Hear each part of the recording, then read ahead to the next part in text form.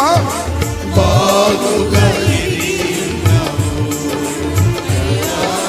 బాగుగా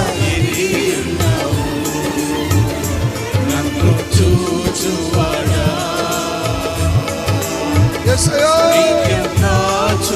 పాడాలి అందరూ కలిసి మళ్ళొకసారి. నన్ను చూచువాడా నిత్యం కాచువాడా.